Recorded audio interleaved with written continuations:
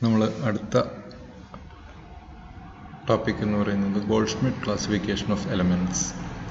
അതായത് നമ്മുടെ silicate സ്ട്രക്ചേഴ്സിലേക്കും silicate minerals ഇതിലേക്കൊക്കെ പോകുന്നതിന് മുമ്പ് എങ്ങനെയാണ് വിവിധതരം എലമെൻറ്റ്സ്, അതിൻ്റെ ഒരു നാച്ചർ എന്താണ്, അവ തമ്മിൽ എന്തെങ്കിലും പ്രത്യേക അല്ലെങ്കിൽ അവർക്കൊരു ക്ലാസിഫിക്കേഷൻ സാധ്യമാണോ, എങ്ങനെയാണ് ചില പ്രത്യേക മൂലകങ്ങൾ പ്രത്യേകതരം റോക്കുകൾ ഉണ്ടാക്കുന്നത് അല്ലെങ്കിൽ പ്രത്യേകതരം കോമ്പൗണ്ടുകൾ കൂടുതലായിട്ട് ക്രിയേറ്റ് ചെയ്യുന്നത്, ഇത്തരത്തിലുള്ള കാര്യങ്ങൾ നമ്മൾ പരിശോധിക്കുമ്പോൾ നമുക്ക് മനസ്സിലാവുന്നതാണ് ഒരു പർട്ടിക്കുലർ ക്ലാസിഫിക്കേഷൻ സാധ്യമാണ്. അതിനെ പറയുന്നതാണ് ഗോൾഡ്സ്മിറ്റ്സ് ക്ലാസിഫിക്കേഷൻ ഓഫ് എലമെൻറ്റ്സ് എന്ന്. ഗോൾഡ്സ്മിറ്റ് എന്ന് പറയുന്നത് ഒരു പ്രമുഖനായ ജിയോ കെമിസ്റ്റായിരുന്നു. ജിയോ കെമിസ്ട്രിയിൽ ഒരുപാട് കാര്യങ്ങൾ പുതിയതായി കണ്ടെത്തുകയും നമ്മുടെ ജിയോളജിസ്റ്റുകളെ സംബന്ധിച്ച് ജിയോ കെമിസ്ട്രി ഒഴിച്ചുകൂടാനാവാത്തൊരു ടോപ്പിക്കാണ്. അപ്പോൾ ആ അർത്ഥത്തിൽ വലിയ സംഭാവനകൾ നൽകിയിട്ടുള്ളതാണ് ഗോൾഡ്സ്മിറ്റ്. ഗോൾഡ്സ്മിറ്റ് ക്ലാസിഫിക്കേഷൻ ഓഫ് എലമെൻറ്റ്സ് എങ്ങനെയാണ്? Goldschmidt and his colleagues devised a classification scheme for elements based on their behavior in a hypothetical iron alloy silicate sulfide gas system. അത് 4 തരത്തിലുള്ള മെറ്റീരിയൽ അല്ലെങ്കിൽ 4 തരത്തിലുള്ള മെറ്റീരിയലിനോടുള്ള ഈ എലമെൻസിൻ്റെ മൂലകങ്ങളുടെ ഒരു അഫിനിറ്റി അല്ലെങ്കിൽ അവ എത്രമാത്രം ഈ പറഞ്ഞ 4 കാര്യങ്ങളുമായി 4 തരം ദ്രവ്യങ്ങളുമായി ഇവയുടെ ഒരു സ്വഭാവം എന്താണ് എന്നുള്ളതാണ്. ഒന്ന് അയൺ അലോയ്, അതായത് ഇരുമ്പിൻ്റെ സങ്കരങ്ങളായിട്ടുള്ള വസ്തുക്കൾ. വേറൊന്ന് സിലിക്കേറ്റ്സ് നമ്മൾ കൂടുതലായിട്ട് പഠിക്കാൻ പോകുന്നേ ഉള്ളൂ. സിലിക്കനും ഓക്സിജനും കൂടി ഫോം ചെയ്യുന്ന സിലിക്കേറ്റ് റോക്സ്, സിലിക്കേറ്റ് മിനറൽസ്. ഇത് മൂന്നാമത്തത് സൾഫൈഡുമായിട്ടുള്ള ഇവയുടെ ഒരു അഫിനിറ്റി. അടുത്തത് ഗ്യാസുമായിട്ട്. അപ്പോൾ ഇത്തരത്തിൽ 4 തരത്തിലാണ് ഈ എലമെൻസിനെ ക്ലാസിഫൈ ചെയ്തിട്ടുള്ളത്. അപ്പോൾ ഇത് കുറേ ഇത്തരത്തിലുള്ള ഹൈപ്പോത്തറ്റിക്കൽ ഇത്തരത്തിലുള്ള സങ്കേതങ്ങൾ ഉപയോഗിച്ച് പരീക്ഷണങ്ങൾ നടത്തിയിട്ടാണ് ഇവരിങ്ങനെ ഒരു ക്ലാസിഫിക്കേഷനിലേക്ക് എത്തുന്നത്, ഗോൾഡ്സ്മിറ്റ് ആൻഡ് ഹിസ് കൊളീഗ്സ്. അപ്പോൾ അതിലാദ്യത്തെ ഒരു 4ആയിട്ടാണ് ഇത് ഡിവൈഡ് ചെയ്യുന്നത്. Divided elements into 4 groups. അതിലാദ്യത്തത് സിഡറോഫൈൽ എന്ന് പറയും. സിഡറോഫൈൽ എന്ന് പറയുന്നത് elements that concentrate in an iron rich liquid. അതായത് ഒരു അയൺ റിച്ച് ആയിട്ടുള്ള ലിക്വിഡിൽ കോൺസെൻട്രേറ്റ് ചെയ്യുന്ന ഒരു എലമെൻറ്റ്സ് അല്ലെങ്കിൽ അത് പൊതുവെ അല്ലെങ്കിൽ അങ്ങനെ ചുരുക്കി പറഞ്ഞാൽ അയണിൻ്റെ കോമ്പൗണ്ടുകൾ കാര്യമായിട്ട് ഉണ്ടാക്കുന്നു, അല്ലെങ്കിൽ the elements which show an affinity towards iron. അപ്പം അങ്ങനെ പറയുമ്പോൾ അത് തന്നെയാണ് elements that concentrate in an iron rich liquid. അതായത് അയണിൻ്റെ കൂടെ കൂടുതലായിട്ട് കാണപ്പെടുന്ന എലമെൻറ്റ്സ് മൂലകങ്ങളെയാണ് സിഡറോഫൈൽ എലമെൻറ്റ്സ് എന്ന് പറയുന്നത്. രണ്ടാമത്തത് chalcophile elements. Elements that concentrated in a sulphur rich liquid. അതായത് സൾഫൈഡുകൾ, അത്തരത്തിലുള്ള കൂടുതൽ ധാതുക്കളെ ഉണ്ടാക്കുന്ന എലമെൻറ്റ്സ് ആണ് chalcophile. Elements that concentrate in a sulphur rich liquid. അതായത് സൾഫർ റിച്ച് ആയിട്ടുള്ള ഒരു ലിക്വിഡ് ഉണ്ടെങ്കിൽ അതിൽ കൂടുതലായി കോൺസെൻട്രേഷൻ വരണമെന്ന് പറഞ്ഞാൽ സൾഫൈഡും ഈ പറയുന്ന എലമെൻറ്റ്സുമായിട്ട് നല്ല ബന്ധത്തിലാവും. അപ്പോഴാണ് അത് കോൺസെൻട്രേഷൻ ഉണ്ടാവുക. They are the chalcophile elements. മൂന്നാമത്തെ ടൈപ്പ് എന്ന് പറയുന്നത് lithophile elements that concentrate in a silica rich liquid. അതായത് ലിത്തോഫൈൽ എന്ന് പറഞ്ഞു കഴിഞ്ഞാൽ that towards affinity towards rocks, അതായത് റോക്ക് ഫോമിങ് മെറ്റീരിയൽസ് ആണ്. റോക്ക് ഫോമിങ് മെറ്റീരിയൽസ് എന്ന് പറഞ്ഞു കഴിഞ്ഞാൽ പൊതുവേ നമ്മൾ പറയുന്ന റോക്ക് ഫോമിങ് മിനറൽസ് കൂടുതലായിട്ട് സിലിക്കേറ്റ്സ് ആണ്.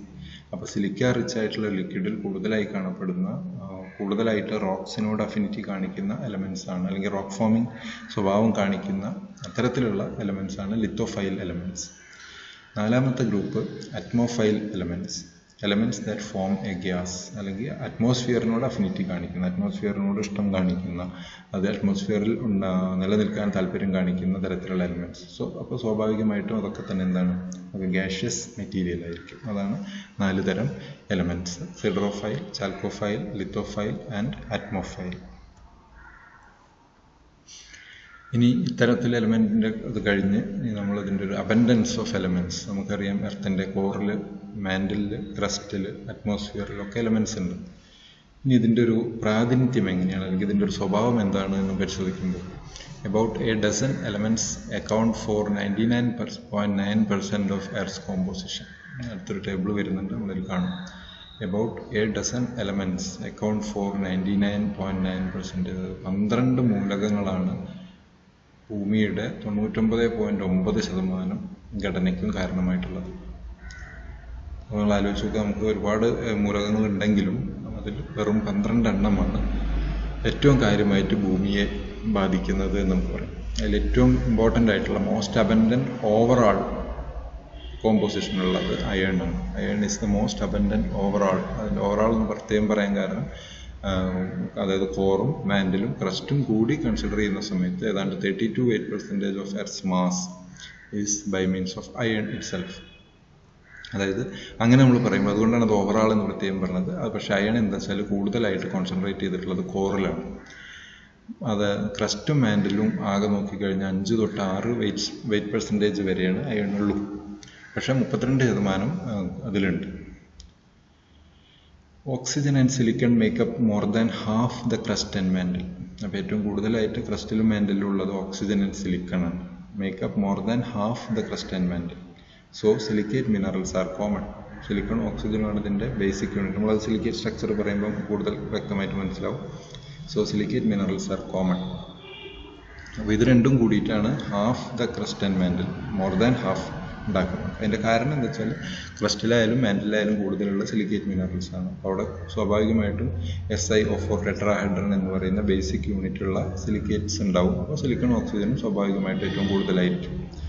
The other major elements in the crust and mantle are similar, but the proportions are different. ക്രസ്റ്റിലും മാൻഡിലുള്ള മറ്റ് എലമെൻറ്റ്സ് ഒക്കെ തന്നെ ഏതാണ്ട് സെയിം ആണ്. പക്ഷേ ക്രസ്റ്റിലുള്ളത് ഏറ്റവും കൂടുതലുള്ളതല്ല മാൻഡിൽ ഉണ്ടാവുക. അത്തരത്തിലുള്ള വേരിയേഷൻസ് നമ്മൾ കാണാം. The mantle contains substantially more magnesium and significantly less silicon, aluminum, sodium and potassium than the crust. അങ്ങനെ പറയുമ്പോൾ മാൻഡിലുള്ളത് കൂടുതലായിട്ട് മഗ്നീഷ്യം കണ്ടെയ്ൻ ചെയ്യുന്നു, മഗ്നീഷ്യം ഉൾപ്പെടുന്ന എലമെൻറ്റ്സ് ആണ്. മഗ്നീഷ്യം ഉൾപ്പെടുന്ന റോക്സ് ആൻഡ് മിനറൽസ് ആണ്. പക്ഷേ സിലിക്കൺ, അലുമിനിയം, സോഡിയം, പൊട്ടാസ്യം ഈ പറഞ്ഞ കാര്യങ്ങൾ ക്രസ്റ്റിൽ കൂടുതലുള്ളത്. അതിനേക്കാൾ മഗ്നീഷ്യമാണ് മാൻഡിൽ കൂടുതലുള്ളത്. Consequently, the mantle is dominated by magnesium-rich mafic minerals. അതുകൊണ്ട് തന്നെ മഗ്നീഷ്യം അബൻഡൻ്റായി കാണപ്പെടുന്ന, ഡോമിനൻ്റായി കാണപ്പെടുന്ന മാഫിക് മിനറൽസ് ആണ് ഒലിവിൻ, പൈറോക്സിൻ, ഗാർനറ്റ്, സ്പൈനൽ തുടങ്ങിയിട്ടുള്ള എലമെൻറ്റ്സ് ആണ് ഇവിടെ ഉള്ളത്, മാൻഡിലുള്ളത്. While much of the crust contains quartz and feldspars. ക്വാർട്സും ഫെൽസ്പാറും ലൈറ്റർ മെറ്റീരിയൽ ആയിട്ടുള്ള ക്വാർട്സും ഫെൽസ്പാറും. ഈ ക്വാർട്സിലും ഫെൽസ്പാറിലും ഉള്ളത് സിലിക്കണും ഓക്സിജനും തന്നെയാണ്. പക്ഷേ അതിലുള്ള വ്യത്യാസം എന്താ വെച്ചാൽ ഇതിൽ സിലിക്കണും ഓക്സിജനും അതിൻ്റെ കൂടെ സോഡിയം ഉണ്ട്, കാൽസ്യം ഉണ്ട്, പൊട്ടാസ്യം ഉണ്ട്. കാൽസ്യം അധികം ഇല്ല, സോഡിയം പൊട്ടാസ്യം ഫെൽസ്പാറിൽ കൂടുതലായിട്ട്. കാൽസ്യം ഫെൽസ്പാറും ഉണ്ട്, അനോർത്തായിട്ട് എന്നൊക്കെ പറയുന്നു. അപ്പോൾ ഇങ്ങനെയാണ് ഇതിൻ്റെ ഒരു വേരിയേഷൻ കാണുന്നത്. ഇതാണ് നമ്മൾ പറഞ്ഞ table abundant elements in the earth's crust. ക്രസ്റ്റിൻ്റെ മാത്രം കാര്യമാണ് ഈ പറഞ്ഞത്. ഓക്സിജനാണ് ഏറ്റവും ഡോമിനൻ്റ് ആയിട്ട് ക്രസ്റ്റിൽ കാണപ്പെടുന്ന എലമെൻറ്റ്. 46.6 വെയിറ്റ് പെർസെൻറ്റേജ് ആണ് ഓക്സിജൻ ഉള്ളത്. അതിനെ പിന്തുടർന്ന് വരുന്നത് സിലിക്കണാണ് 27.72, പിന്നെ aluminium 8.13, iron 5, calcium 3.63, sodium 2.83, potassium 2.59, magnesium 2.09, titanium 0.44, hydrogen 0.14, phosphorus 0.1. പിന്നുള്ളതൊക്കെ അതിലും കുറവാണ്. അതാണ് നമ്മൾ ഈ ഫോസ്ഫറസ് വരെ എടുക്കുമ്പോൾ നമ്മൾ പറഞ്ഞ ഏതാണ്ട് ഒരു ഡസൻ എലമെൻ്റ് ആയി. 1, 2, 3, 4, 5, 6, 7, 8, 9, 10, 11, may be including manganese also. Okay, പിന്നീട് ട്രേസസിലാണ് വരുന്നത്. പക്ഷേ ഈ എലമെൻറ്റ്സ് ഉണ്ട്, റോക്സിലൊക്കെ തന്നെ ഉണ്ട്. ഇതാണ് ക്രസ്റ്റ് വെയിറ്റ് പെർസെൻറ്റേജ്. പക്ഷെ മാൻഡിലേക്ക് പോകുമ്പോഴേക്കും ഇതിൽ ചെറിയ വേരിയേഷൻ കാണാം. ഇവിടെ ക്രസ്റ്റിൽ 2.09% ഉണ്ടായിരുന്ന മഗ്നീഷ്യം മാൻഡിൽ എത്തുമ്പോഴേക്കും 22.61% ആയി. ഇവിടെ 5 ഉണ്ടായിരുന്ന അയൺ 6.22 ആയി. ഓക്സിജൻ ഇവിടെ ഡോമിനൻ്റ് തന്നെയാണ്, സിലിക്കണാണ് അതിന് പിന്തുടർന്ന് വരുന്നത്. പിന്നെ അലുമിനിയത്തിൻ്റെ പെർസെൻറ്റേജ് കുറഞ്ഞു, കാൽസ്യം ഏതാണ്ട് അതുപോലെ തന്നെ. പക്ഷേ സോഡിയം, പൊട്ടാസ്യം വളരെ കുറഞ്ഞു ക്രസ്റ്റിനെ അപേക്ഷിച്ച് മാൻഡിൽ. ഇനി നമ്മൾ എർത്തിൻ്റെ ടോട്ടൽ വെയിറ്റ് പെർസെൻറ്റേജ് പരിശോധിക്കുകയാണെങ്കിൽ ഓക്സിജൻ 30 ഉള്ളൂ, പക്ഷേ അയൺ 32 ഉണ്ട്. പിന്നെ ഉള്ളത് മഗ്നീഷ്യം 13.9 ഉണ്ട്, അതുപോലെ തന്നെ സിലിക്കൺ 15.1. ഇങ്ങനെയാണ് വെയിറ്റ് പെർസെൻറ്റേജ്. അപ്പോൾ എർത്തിൻ്റെ ക്രസ്റ്റിൽ ചോദിക്കുന്ന സമയത്ത് മാക്സിമം ഉള്ളത് നമ്മുടെ ഓക്സിജനാണ്. പക്ഷേ എർത്ത് ആസ് എ ഹോൾ പറയുന്ന സമയത്ത് നമുക്ക് ടോട്ടൽ വെയിറ്റ് പെർസെൻറ്റേജിൽ പറയുമ്പോൾ വി ഹാവ് അയൺ. അപ്പോൾ അതാണ് അതിൻ്റെ ഒരു വ്യത്യാസം. ഇതാണ് ഈ abundant elements in the earth's crust എന്ന് പറയാനുണ്ടായിട്ടുള്ള കാരണം. ഇനി അതിലുള്ള പ്രത്യേകത എന്ന് പറയുന്നത് some elements are common in many different minerals. ചിലത് ഇപ്പോൾ ഏത് റോക്ക് എടുത്താലും, ക്രസ്റ്റിലെടുത്താലും മാൻറ്റിലെടുത്താലും ഒക്കെ ഉണ്ടാവും. അതിൽ പെട്ടതാണ് ഓക്സിജനും സിലിക്കണും. അതാണ് ബെസ്റ്റ് എക്സാമ്പിൾ ആയിട്ട് പറയാവുന്നത്. Some elements are common in many different minerals. അതായത് നിങ്ങൾ ഇഗ്നിയസ് എടുത്തോളൂ, സെഡിമെൻ്ററി എടുത്തോളൂ, മെറ്റമോർഫിക് എടുത്തോളൂ, എല്ലാറ്റിലും ഈ പറഞ്ഞ ഓക്സിജനും സിലിക്കണും ഉണ്ടാവും. Many sedimentary rocks and nearly all igneous and metamorphic rocks are composed of multiple minerals containing oxygen and silicon. Igneous and metamorphic റോക്സിലൊക്കെ തന്നെ ഇഗ്നിയസ് സെഡിമെൻ്ററി ആൻഡ് മെറ്റമോർഫിക് റോക്സിൽ കാര്യമായിട്ട് കാണുന്ന സിലിക്കൺ ഓക്സിജൻ കോമ്പൗണ്ട്സ് ആണ്, അല്ലെങ്കിൽ എലമെന്റ്സ് ആണ്, മിനറൽസ് ആണ്.